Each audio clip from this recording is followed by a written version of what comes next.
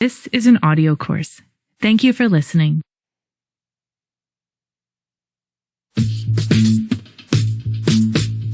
What are you curious about?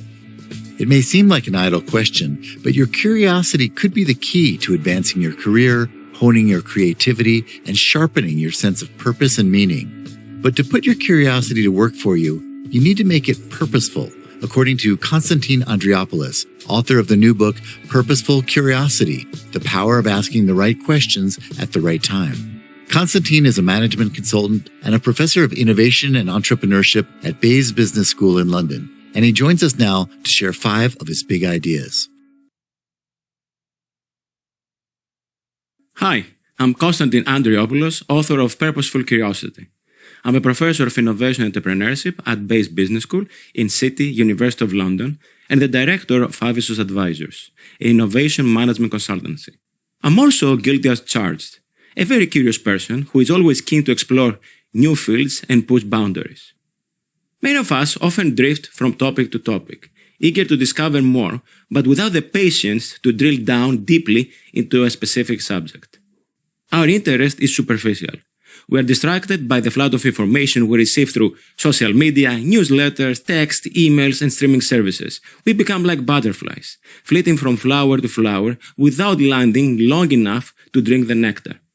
As a society, we have become addicted to breadth over depth, worshipping quick and straightforward answers, even when there is no apparent benefit. In my book, I call this frivolous curiosity. A recent study by Ming Xu, a neuroeconomist from Berkeley's Haas School of Business at the University of California, reported that our brains can overestimate the value of information that makes us feel good but may not be useful. Don't get me wrong, in the right amounts, frivolous curiosity can be highly beneficial. It can help us live the known path and experiment. Learning by chance something today may be useful tomorrow. It's not that I'm against this approach, but it shouldn't be the norm. So why is going deep with our interest in a given subject so challenging? So what is preventing us from channeling our curiosity more deeply and toward a defined purpose? I wanted to learn how we could become more intentional about the benefits of going deeper. This book is the result of that undertaking. It lifts the veil on the way accomplished individuals channel their curiosity to a particular purpose, towards advancing science and human understanding, discovering new lands and opportunities, or reaching a significant goal. This is what I call purposeful curiosity, the kind that gets you off your couch and propels you to solve complex puzzles. It is about immersing yourself into the unknown, with clarity, passion, courage, and a positive enterprising attitude. This kind of curiosity requires effort, patience, and resources and may lead you to exhaustion. But it's also very meaningful, rewarding, transformative, and even fun. Purposeful curiosity helps us steer our inquisitiveness toward goals that we care about and that give meaning to everything we do. In this fuzzy process, a concentrated effort to overcome obstacles, to eliminate mental resistance with resilience, plays a key role. Masters of purposeful curiosity develop an ability to sustain focus and attention. My goal is to make purposeful curiosity the new normal. Consider this book a masterclass in curiosity. Driven by an internal desire to become much better at it myself, I studied everything I possibly could about curiosity. I immersed myself in academic studies, articles and reports, in psychology, science, culture and innovation. I talked to more than 60 people from many walks of life and professions to understand their purposeful curiosity journeys. I also consulted leading experts. My mission in writing this book is to inspire a movement that awakens purposeful curiosity in all of us as the foundation for new discoveries and progress. I'm now going to share with you 5 key lessons from my book.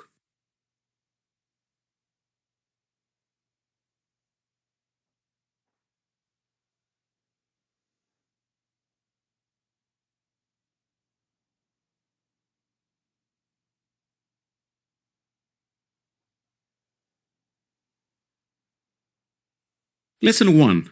Uncover your itch and turn it into a project.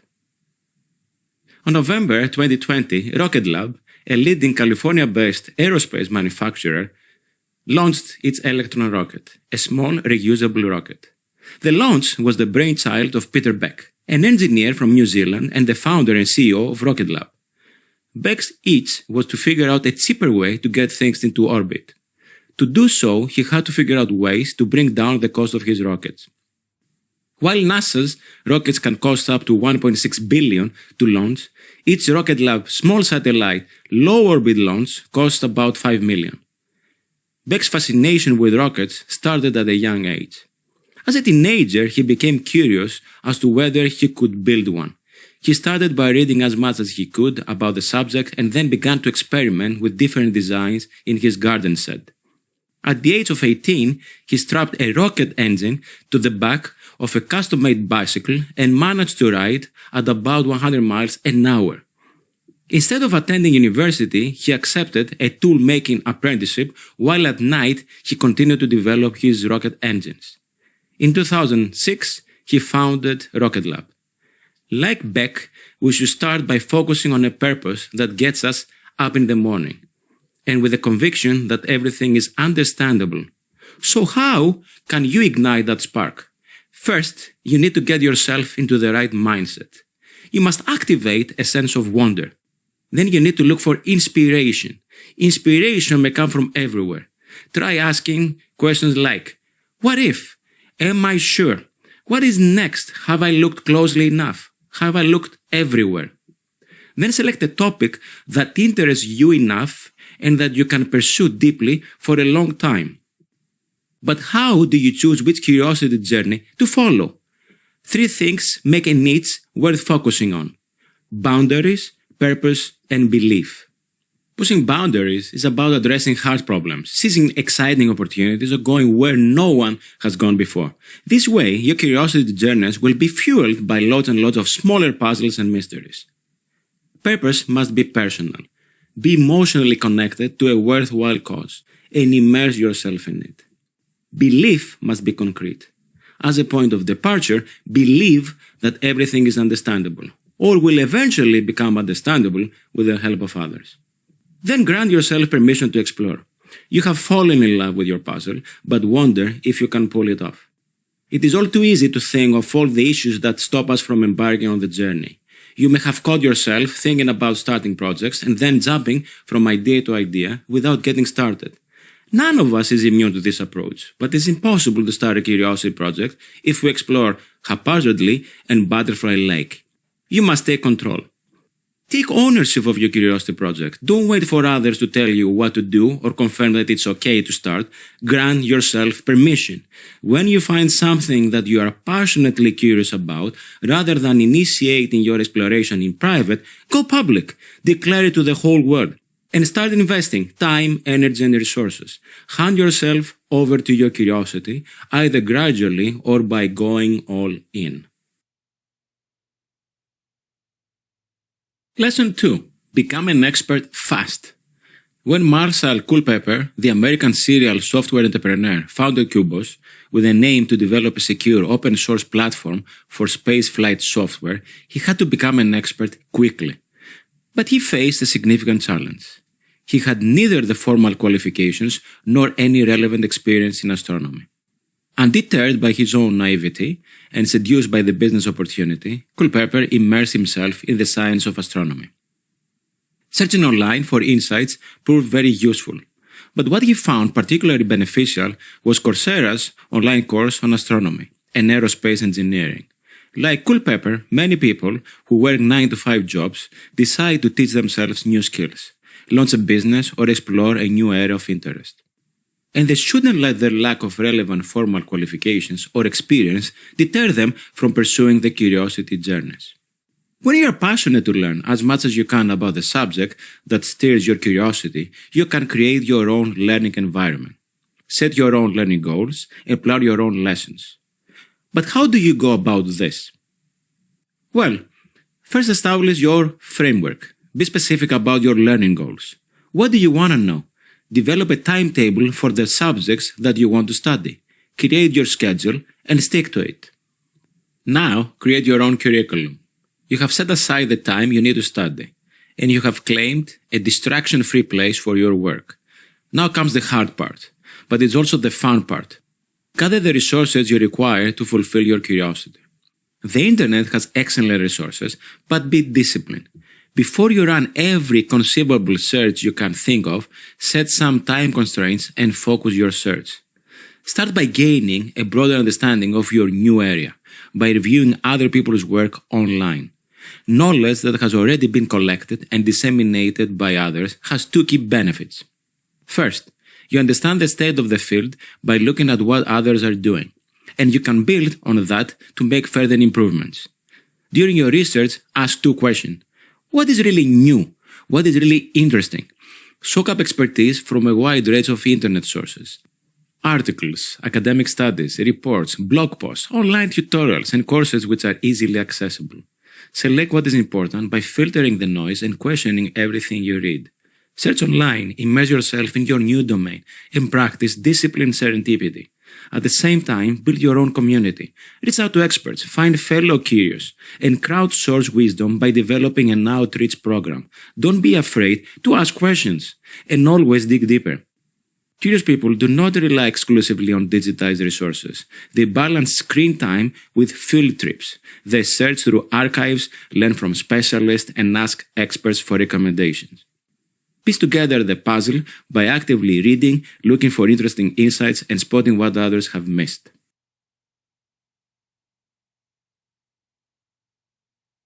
Lesson 3. Ask, who is with me? Jonathan Ross Friedman is a successful serial entrepreneur who founded Kano Computing. Kano is a London-based startup which offers computers that kids can assemble themselves and then use to program software. He explained that you don't need to know everything about the area you are interested in. You just need to know where to fill in the blanks. If you want to start a venture in artificial intelligence, for instance, you don't need to be an expert in artificial intelligence. Just find an amazing scientist and entice them to be part of it. Reach out to your personal and professional contacts and ask people in your networks whether they know someone with the expertise you need. Roberta Luca, the co-founder of the award-winning London-based video game developer Boza Studios, suggested that this can be as simple as posting a message on your social media accounts. Like Ross Friedman and Luca, you must also assemble your dream team. What qualities should you look for? How do you ensure that each member of your team is as inquisitive and passionate about the endeavor as you are? Start by looking for people who demonstrate curious qualities. People who are collaborative, unabashedly passionate about the subject, resilient, iconoclastic, and who have outside interest, feel an urgency to act, and seek surprises. Are they collaborative? In other words, can they play well with others? Successful collaborations happen when there is a shared sense of purpose among team members. Look for people who have demonstrated the ability to work with others to find solutions to problems, who take responsibility for mistakes, who give credit where credit is due, and who actively listen to other team members. Are they unabashedly passionate about this subject? Are they as interested as you are in the subject? Look for people who show a genuine interest in your project. Are they resilient? Do they recover quickly from setbacks? The path to creating something that no one has ever accomplished before will be filled with a lot of roadblocks. You are going to experience a lot more failures than successes. So look for team members who exhibit natural resilience. How do they respond when things don't go as planned? How adaptable can they be? Are they iconoclastic? Are they independent thinkers? Look for people who are comfortable challenging the status quo. Find mavericks who know how to tell others what they may not necessarily want to hear. Look for team members who can ask a series of difficult questions and challenge assumptions.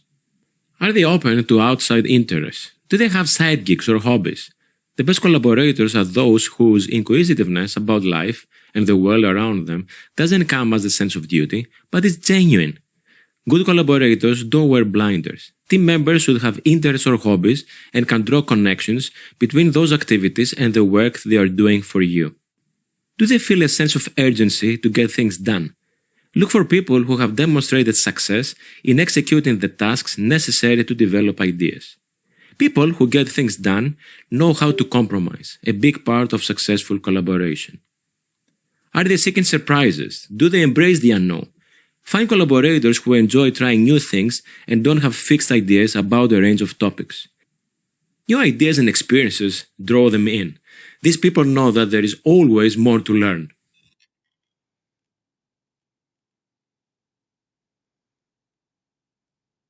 Lesson 4. Get ready and leap into the unknown. Ben Saunders, the British polar explorer, sought to embark on the longest ever polar journey on foot from the edge of the Antarctic continent to the South Pole and back. Such big visions are not executed overnight. You have to make a long-term commitment that requires planning, dedication, patience, and the ability to avoid distractions. Saunders and his team threw themselves into preparing for this demanding trip. Antarctica is an extraordinary place of extreme. It is the coldest, windiest, driest, highest place on Earth. It is twice the size of Australia. Saunders also noted that there is no Antarctic rescue service. So if you become injured or ill, then you must create a safety net yourself. You must have an aircraft in Antarctica. You must have the communications. You must have the ability to share your position automatically. Saunders spent a long time thinking about contingency planning by imagining what will be the worst that could happen. His team constantly asked, what are the challenging situations that we are likely to get into, and how can we manage them? You cannot just hitchhike to Antarctica on the spur of the moment. It takes planning and work, a lot of very boring work. Saunders and his team reached the South Pole on the 26th of December 2013 and completed their expedition back at Ross Island on the 7th of February 2014. To date, it is the longest human journey ever, a camping trip that lasted 108 days and that took Saunders about 10 months to recover from. There comes a time where we must all stop talking and start doing. You probably aren't going to decide to launch a polar expedition, but you may well be confronted with many life-changing decisions, such as leaving your job to launch a business or organizing a trip that demands physical and mental strength. Like Saunders, to optimize your journeys into the unknown, be curious about all the things that can go wrong and try to mitigate them methodically. So start by being curious about potential problems and solutions on paper. Curiosity about what may lie ahead is a critical part of the preparation for curiosity journeys. Kick off by imagining what the journey is likely to look like and figuring out possible solutions to challenges you foresee. Conduct a pre-mortem on paper. For instance, imagine a few what-if scenarios. Basically assume that every bit of kit you have may break along your journey, or that something may go wrong at some point. Then collate all the problems that you have identified and try to find solutions. You can then develop hypotheses and conduct experiments to test how the solutions may play out. You must also practice physically and mentally in smaller or controlled natural settings. One hallmark of curious people is that they don't leap into the unknown until they have practice. They take meticulous notes and rehearse moves over and over again. It may take them several weeks, months, or even years of preparation before they feel ready. Then, take the leap into the unknown. To enhance your curiosity journeys, you must learn to set boundaries and prioritize. Direct your experiences with all your senses and build a rhythm by breaking down the journey into manageable steps. You may also need to create your own tools if they don't exist. And finally, you must take corrective actions when they are needed.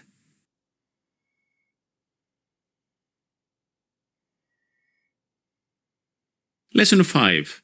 Turn the ending into your new beginning. The more knowledge we acquire, the more difficult it becomes to see the finish line of our curiosity projects. We're always interested in exploring the next possibility. In some ways, the more we know, the less we know, because knowledge enables us to ask better, harder questions. We should be confident that we will never run out of ideas to explore, questions to answer, and riddles to solve. There is always more to learn.